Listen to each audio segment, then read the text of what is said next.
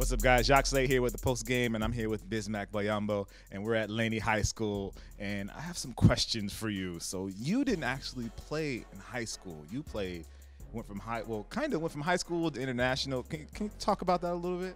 I did 2 years of high school. I started playing basketball when I was 12. That was about it for high school. But the transition was different.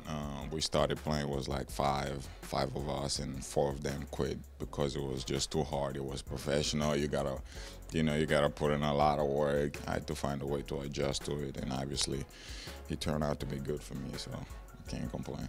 Yeah, very much so. Can you talk about the difference between the international game and playing in the NBA? Well, the international game is different. It's sort of San Antonio, and I played in Spain for 2 years and a half. So it's more as, everybody's game rather than just few guys. And I think that's the difference, with the international basketball. Do you remember the first time you saw Jordan play?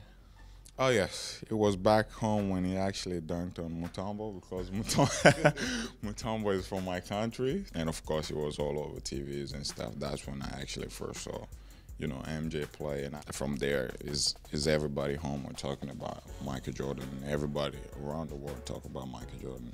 Is there a part of MJ's game that you picked up when you watched him play, you was like, oh, okay, that's something that I can add to my game?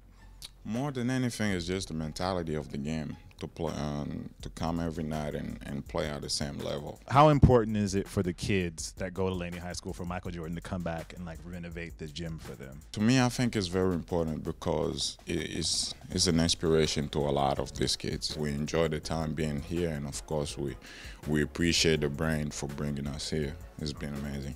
One last question: do you remember what your first pair of Jordans was?